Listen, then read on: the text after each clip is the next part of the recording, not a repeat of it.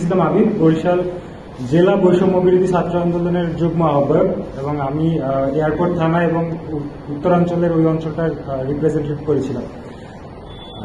এই মুহূর্তে আসলে আমাদের যে সিদ্ধান্ত ছিল পদত্যাগ করার, একটা প্রশ্ন ছিল যে আমি কেন পদত্যাগ করতেছি। স্পেসিফিকলি যদি আমি বলতে চাই যে আমি আসলে কেন পদত্যাগ করতেছি, আমার স্পেসিফিক উত্তরটা হবে যে আমি আওয়ামী ফ্যাসিবাদের বিরুদ্ধে যেই কারণে আন্দোলনে অংশগ্রহণ করেছিলাম, সেই একই ফ্যাসিবাদ, সেই একই বৈষম্য, সেই একই দুর্নীতি, সেই একই লোটপাট চাঁদাবাজি, সেই একই কাজকর্ম আমি বৈষম্য বিরোধী ছাত্র আন্দোলনের অন্যান্য নেতাকর্মীর মধ্যেও দেখে যাচ্ছি। বিধায় আজকে আমি এই সিদ্ধান্তে উপনীত হয়েছি যে আমাকে অবশ্যই পদত্যাগ করতে হবে, আদারওয়াইজ আমি এতদিনে আমার যে সম্মানটুকু অর্জন করেছি সেটুকু আসলে ধূলিসাৎ হয়ে যাবে।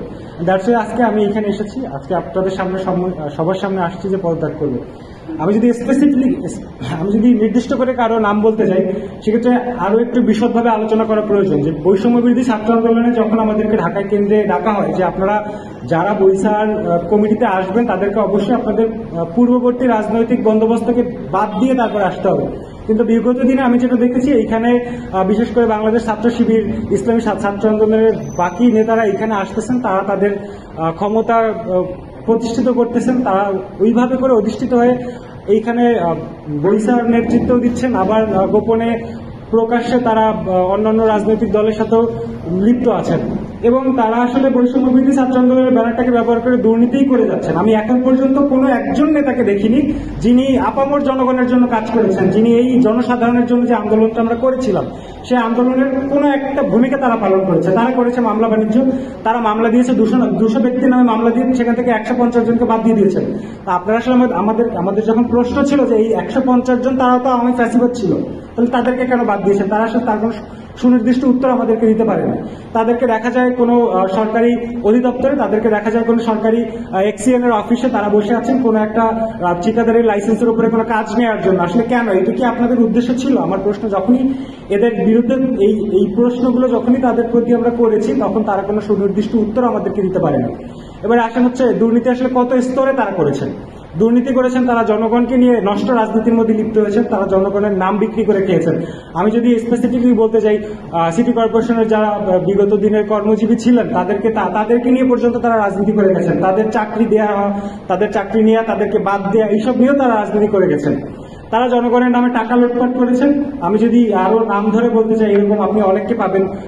একদম আমি আসলে একজন দুজনের নাম উল্লেখ করে এই লিস্টটাকে ছোট করতে চাই না। আমি পুরো বৈষম্য বিরোধী ছাত্র আন্দোলন বরিশাল মহানগর এবং জেলা শাখার যতগুলো ব্যক্তি আছে ম্যাক্সিমামই হচ্ছে এই করাপশনের সাথে জড়িত।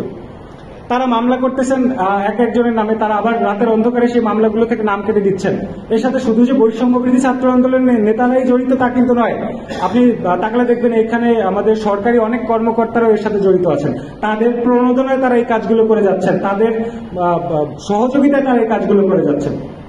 আপনি যদি আরো তাকান, আমাদের জুলাই অভ্যুত্থানের আগে, আসলে জুলাই অভ্যুত্থানটা তো পরে, আগে আমাদের ছিল বিপ্লব। আমরা আমাদের বিপ্লবে যেটা আমাদের ইচ্ছা ছিল বা আমাদের যে আকাঙ্ক্ষা ছিল, আমরা বাংলাদেশের জনগণের জন্য কোনো কল্যাণ তৈরি করব, বাংলাদেশের জনগণের সহযোগিতা করব, তাদের সাধারণ দৈনন্দিন জীবনটাকে আমরা একটু উন্নতির দিকে ধাবিত করব। আসলে 5 আগস্টের পরে সেই জিনিসটা কখনোই হয় নাই।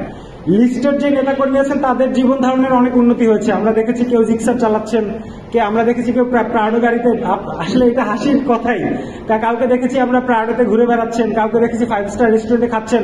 আমার প্রশ্ন হচ্ছে, ভাই আপনি একজন স্টুডেন্ট হয়ে আপনি আপনার বাবার টাকায় চলতেছেন, বরিশাল শহরের মতো একটা এক্সপেন্সিভ শহরে আসছেন, আমুয়া বেতাগি থেকে আইসা আপনি কিভাবে প্রাডো গাড়িতে চলেন, কিভাবে আপনি 5 স্টার রেস্টুরেন্টে ঘোরেন? আপনি আমাকে সেটা আপনি বলেন আমাকে।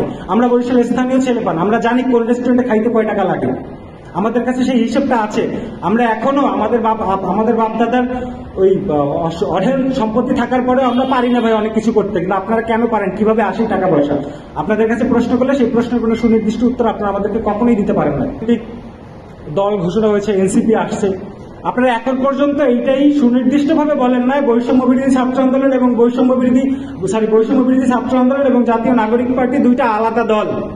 বৈষম্য বিরোধী ছাত্র আন্দোলন একটা আলাদা একটা স্বতঃস্ফূর্ত সংগঠন, আর নাগরিক পার্টি হচ্ছে একটা রাজনৈতিক দল। আপনারা সেটা এখন পর্যন্ত খোলাসা করেন নাই যে আপনাদের সাথে কোনো সম্পর্ক নাই, অথচ আপনারা এনসিপি এবং বৈষম্য বিরোধী ছাত্র আন্দোলন দুইটা ব্যানারকে ব্যবহার করে মানুষকে বেঁচে খাচ্ছেন।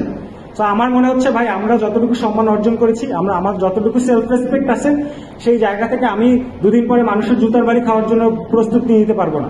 আজকে আপনারা যে সমস্ত আমাদের বৈষম্য বিরোধী ছাত্র আন্দোলনের নেতাকর্মীরা যে সমস্ত কার্যকলাপে জড়িত হচ্ছেন, আমি শিওরি দিয়ে বলতে পারি বাংলার জনগণ খুব শিগগিরই তাদেরকে আওয়ামী ফ্যাসিবাদ যেভাবে আমরা দূর করেছি, এই বৈষার নেতাদেরকেও খুব শিগগিরই সেভাবে দূর করবেন।